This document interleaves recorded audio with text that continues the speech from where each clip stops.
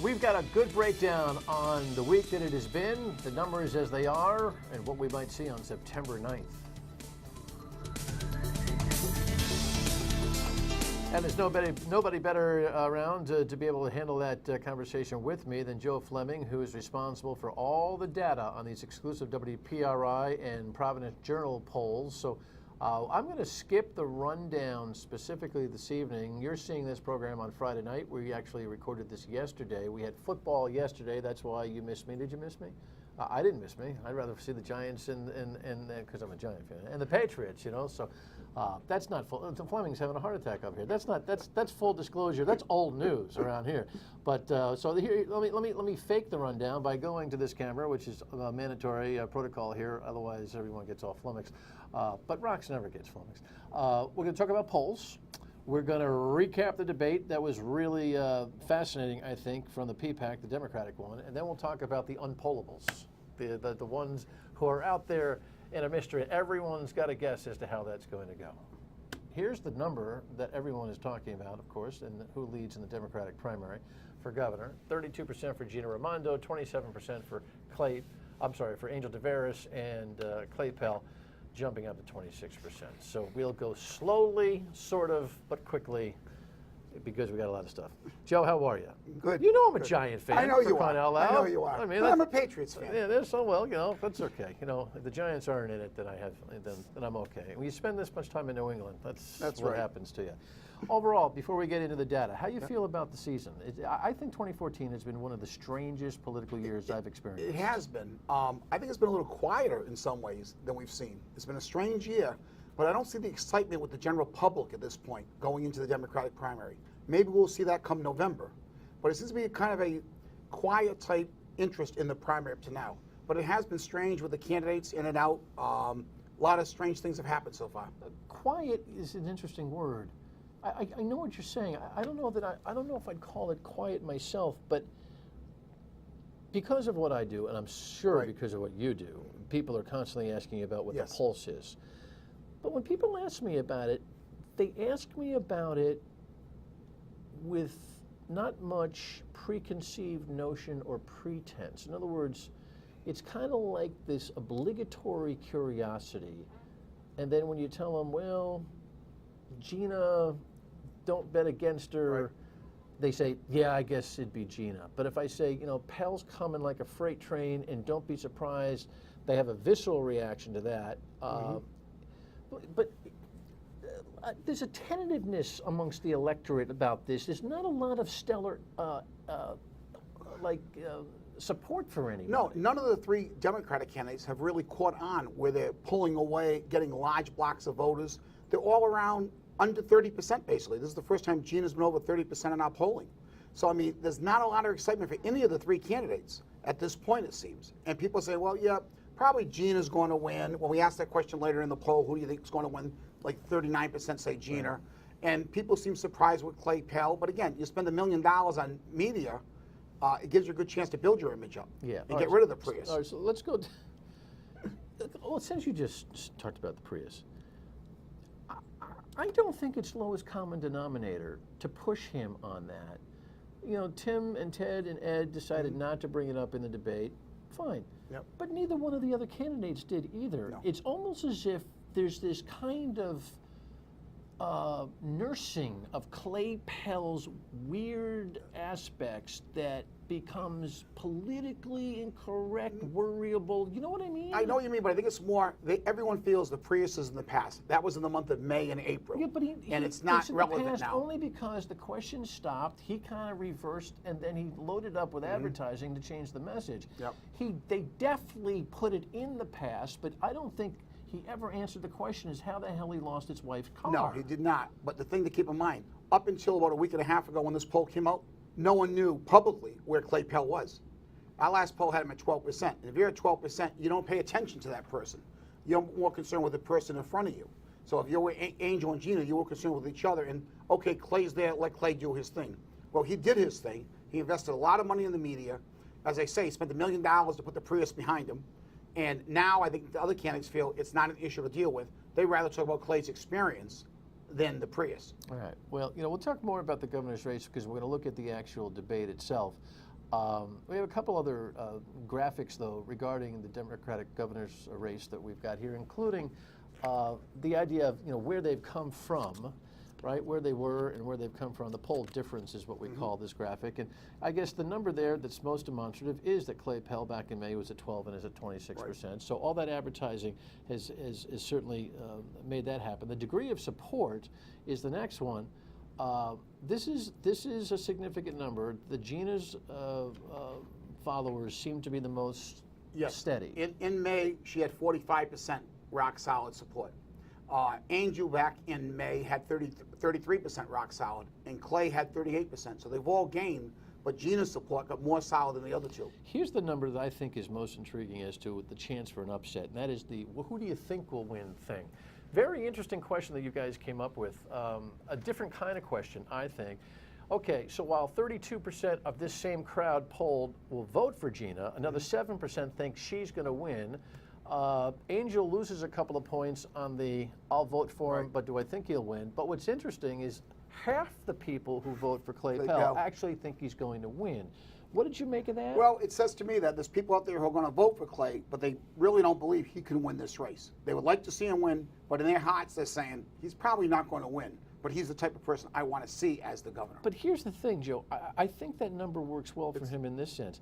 If the media coverage and just the overall momentum of your polling and just like your poll then impacts what people, that he moves from 12. Right. The people who are saying, I don't think he's going to win, don't have a 12 to 26 number in front of them. No, they don't. So now when they see a 12 to 26 number, they may change their opinion. They may change their opinion. And I think that people like to vote for winners. Yes. Right? People do. People like to vote for winners. Some of those folks now think, oh, wait a second, maybe this kid can win. Does that create momentum at the finish line along with their NEA ground game? I think it might. Well, that's what they're hoping for. They're hoping that the momentum for this polling data, and again, they had this polling data before we did because they do their own internal polling, so they knew he was moving. But they were hoping something public would come out to show it, and they're hoping that's going to carry him. However, here's the thing that concerns me about Clay Pell moving. One, he only gets 21% of the independent voters. Okay. The other thing is, when we look at the voters who are not sure who they're going to vote for governor, 57% of those voters have a very favorable opinion of Gina Raimondo. 48% of them have a very favorable opinion of Angel. Only 29% have a favorable opinion of Clay Pell. 35% unfavorable. So it says to me it's going to be a lot harder for him to move that needle from the 26 forward because the people who are undecided like the other two candidates a lot better than him. Well, we'll see about that. It also tells me, though, that if he pulls an upset here, he's beatable in a general. It's a possibility because he's so, as he said in the debate the other night, I'm the progressive Democrat. He's really pushing himself to the left, which helps you in a Democratic primary, hurts you in the general. Mirth York saw that when she beat Sheldon Whitehouse. Then she came back against Don Kacheri, and she couldn't beat him because she was so far to the left. Democrats voted for Kacheri. All right, when we come back, a couple excerpts from the debate, which I think were fascinating. We'll get Joe's take on it. Stay with us. The focus has been on you calling an unpaid summer internship, quote, critical experience. Can you understand why some people, including your opponent, take issue with that, particularly from a man who wants to lead the state? Well, what I said was that my time in the White House, my time in the State Department, and my time in the Department of Education, and my time in the CIA were critical experience. Did you know he was in the CIA too? I didn't know that. That I was not aware of. Yeah, I wonder what kind of journalistic follow-up will come from those particular remarks. How did you find him? I found him to be as best prepared as he's ever been, but really on some kind of amphetamine. What was that all about? More active than I've ever seen him before. But I think the campaign gave him some instructions, and I think we saw at the very beginning, his first words out of his mouth in his opening statement, he started to defend himself about the experience. So I have to believe they have polling data that shows that could be a problem for Clay Pell, and he has to try to get that issue addressed. And I think that's why he was more aggressive, trying to defend himself that night, to say, look, here's my experience. I am experienced. and don't believe these other candidates. But he was really acting out in a very aggressive Yes, way. he And it was. was very unorthodox and difficult to watch in some ways. You know, Rox, I'm going to shift gears. I know we want to go to those jobs and taxes cut, but can we do the Tim and Wealthy piece there, if you can find that? Because since we're on Clay Pell, I thought this was a telling moment. Let's roll this. I'm proud to be the only candidate who has refused to take a dime. That is how one takes on special interests. That is how one actually creates change in government. Mr. by Pell, being different. can I ask you something about that? Isn't it easy to say that when you are so independently wealthy, where you don't have to accept donations? And many people point out that there are that you are influenced, for instance, by the NEA. That's a powerful organization, and they have you back there. So is influence always equal? Does it always equal money? There is a very real problem of money and politics, Tim. He seems to not be able to distinguish between or note that money is money. Right. There's a problem in America today with people who write big checks to run for office and buy offices too. We've seen this in Rhode Island before, Dan. John Kacheri did a lot of self-funding of his campaign when he first won. Bruce Sunland, years ago, self-funded his campaign. Lincoln Chafee, 4 years ago, did a lot of self-funding. The thing with people who self-fund, I think what Clay Pell should have said very simply, I have the money, so I'm investing the money so I can help the rest of the state of Rhode Island. And obviously, it'll put me above suspicion because I'm not taking this outside money. I'm using my own personal money. But isn't it interesting? The National Education Association is, if not the most powerful, one of the most powerful lobby and on-the-ground political organizations. How convenient for them to have a guy who's not taken any PAC or lobby money, which is, by the way, a First Amendment exercise, legal and absolutely appropriate in many, many cases for candidates, and then run a ground game for him and a program and a mantra. He does not come off the NEA message in any way, shape, or form now, does he? No, he said he was for binding arbitration. Right. He stood up for issues that the NEA would support. Basically, the commissioner, he said in so many words that he would probably replace her. And obviously, they're she's done. It sounds like if he's the governor. Frankly, I think she's done anyway, because at least Gina and Angel, they don't want to hedge. They're hedging their bets on everything they're doing, which is a good segue into the jobs cut, if we could, because I want to get your take on this, Joe. Ted Nesi did a great job in this debate, trying to pound home what I think are the two most important issues, jobs and taxes. Here was the jobs question. Mr. Pell, if your jobs plan is enacted in full, roughly how many Rhode Islanders do you expect would be unemployed 1 year after it gets enacted? Well, I'm not running for governor to make promises that one cannot keep. How many people does your campaign estimate will be put to work if your jobs plan is enacted, and over what time frame? Well, we are going to put a lot of people to work, but I don't believe in making promises numbers. Well, we're looking for the number of people, but I'll move on. Ms. Raimondo, the same question to you. Currently, 43,000 Rhode Islanders officially unemployed. If your jobs plan is enacted in full, roughly how many Rhode Islanders do you project would be unemployed a year after that? Thank you, Ted. As I've said many times, Rhode Island's in a jobs crisis, and we need a bold leader with a bold plan. Mr. Tveres, same question to you. 43,000 unemployed. Roughly how many people do you project a year after your job plan is enacted would be given jobs? Thank you for the question, Ted. Look, Ted, one of the things is this. As long as anyone's looking for a job, you have work to do. You always thank them for the question when you don't like the question. You know, none of those candidates could be specific 1 year out about where they see jobs, and I think that's why voters are apathetic, because they don't get the kind of specifics they're looking The for. closest they came was Gina gave some estimates of what she thought they could possibly achieve. Yeah, And I think 5,000 the or other 6,000 tourism jobs. You know, these three candidates have talked about jobs, jobs, and jobs the whole campaign. And You would deliver. think they would have at least some estimated numbers of what they could provide. Can't run a business and No. not do pro forma projections, but they think they can run and do the same thing. And on taxes, you know what? We've got a piece of audio. I'm going to spare it because I want to race through a couple other things. Same kind of thing. Ted pressed on taxes. Only Clay Pell was specific by saying, "Listen, I will jack up the higher earners." Gina hinted at it, and Angel took some safe ground. They're all trying not to make a mistake at that debate. There's no question. It's a defensive race at this point, isn't it? It is. They all feel they're close. They all feel there's a path to victory for them. So they don't want to make that one statement that can go back and haunt them. And also, they don't want to make the statement that's going to haunt them for November. They can't go too far to the left. If they do, they can't win in November. Sometimes you got to harness something and try to go win it. Right. You know, I agree. I They think- should have job numbers at least, or estimates. And I think the best moment of the debate was Gina's in response to this particular question. This is a good one. This is the best moment. Do we have that? You've been sort of silent on the issue of Mr. Pell's resume and haven't been a big part of the conversation. So I want to ask you, do you agree with Mr. Pell and how he frames his resume, or are you with Mr. Tavares and you take issue with it? Look, the question is, we're all ready to lead in our own way. So you're okay But with how he frames his resume then? We all come to this with our own experiences. But what I know is, I'm the only one up here who has job experience of working with small companies and creating jobs, and who solved a crisis. She was sportsmanlike there, Yep. composed, lets Angel rack up Clay on lack of experience, but then makes her point. It also tells me one thing. She's in the lead. And her polling data shows that she's in the lead, I have to believe. That she knows if these two fight against each other, that's fine. Let them divide the votes. I win. The Lincoln Chafee thing. When John Robitaille went up, Frank Caprio went down. Lincoln Chafee's numbers never changed in that campaign. From beginning to end, pretty much they stayed the same. And that's what I think Gina's hoping for right now. She's up at that number around 32. She has to gain about another 5 or 6 points. And if Clay and Angel fight with each other, that's fine with her. So she was the diplomat there. All right. Who's going to win this thing?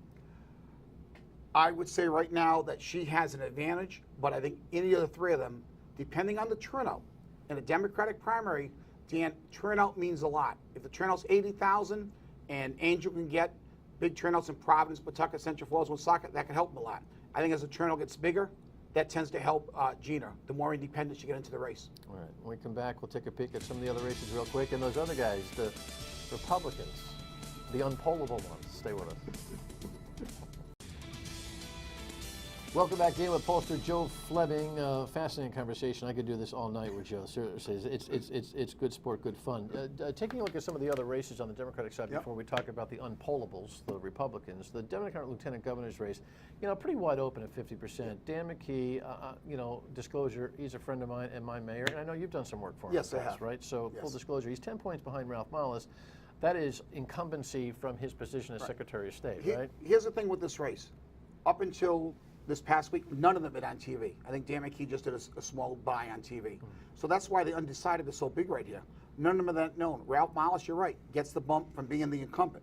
But sometimes that could hurt you, not always help you. I think McKee's made a terrible mistake, even though I know he's had some campaign finance challenges with the courts and the Board of Elections in terms of how much money he can access from previous races. He should have been up in the spring.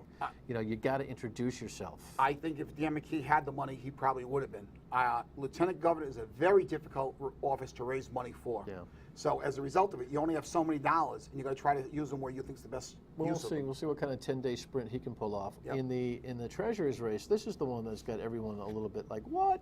This Seth Magaziner pulls out by 12 points against the former treasurer Frank Caprio. Now, clearly, when Ernie Almonte, the Democrat, moved to independent, it was like a giant sucking sound in this poll, right, toward Ira Magaziner. Well, there's no question. But back then, Caprio was ahead 29. I just made the fraud. I just made the fraudulent mistake there. It's Seth Magaziner. Ira's his dad, who's Bill Clinton's buddy. My mistake. Back in May, Caprio had 29%, Magaziner had 11, Almonte had 9. So there's no question. The feeling was that the Almonte votes would definitely go over to Magaziner. However, what's happened was the people who are undecided, they also went over.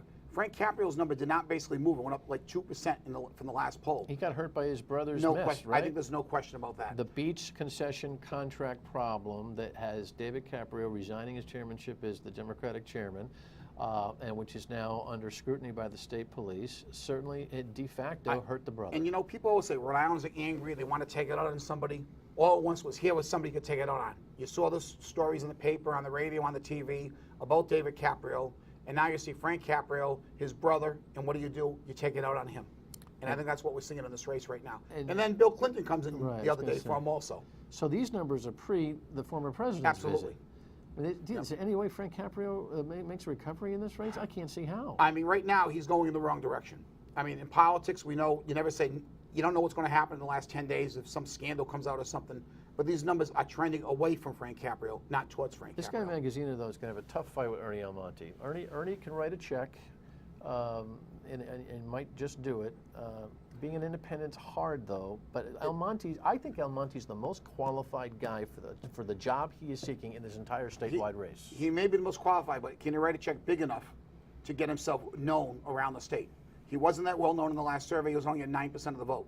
So can he increase his numbers? I don't know. That's the big question. I mean, you're going to need an awful big check to do that because the governor's race and the attorney general's race and the lieutenant governor's race is going to take a lot of oxygen out of it. Yeah, no doubt. And speaking of oxygen out, the poor Republicans, I got 90 seconds left to talk about them. I'll bring Joe back to talk about the Republicans at some time. You didn't poll them. No. I get all the reasons why. But do you have a gut as to where that thing's going between Fung and Block? Again, I think with that race, I think a lot's going to depend on what happens in Cranston or Warwick, how big Alan Fung can get the turnout in Cranston, how big Scott Avedisian can get in Warwick. Those are two areas Fung should do very well. If he could build up big numbers in those areas, he could probably offset other things from Ken Block around the state. So there's Stacia Petrie, who's running a primary against Scott Avedisian. Right. If she generates some excitement there, do you think that's a drafting thing for Fung? Well, I think what's happened was because she's running against Scott Avedisian, he's out there working very hard, pushing his vote out. And I'm assuming when he pushes his vote out, they're also going to be Alan Fung's vote. That's my assumption. Again, no polling data around that. I have no idea how that race is. But I assume the bigger the turnout in Warwick should help Alan Fung because he neighbors that community. Yet the Black people tell you our internals show us way ahead. Again, they have the internals. Republican polling is very difficult, very expensive. And I do remember years ago when Ron Makeley had a poll showing him ahead of Lincoln Armand. Lincoln Armand won the primary because they polled just primary voters. Lincoln Armand increased the turnout. So again, I don't know how they did their polling, but I mean, Ken Block had a poll months ago that looked very legitimate, looked very much on target. Good to see you, man. Good to see you, my We can friend. go all night. Yes. All right, Joe Fleming, he's got the numbers. Be right back. Oh, I have fun with Joe Fleming when he comes in, and Ted and Tim when we talk politics. You want to talk politics with me? I'm out of time to hear what you have to think, but I'll tell you how you can get in touch, and maybe we'll talk about you next time. Just really get active. Leave us a voicemail, 228-1886.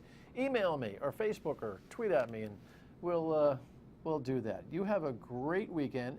Enjoy your Labor Day, and we'll see you next week. Kind of a funny schedule, and but you'll follow it.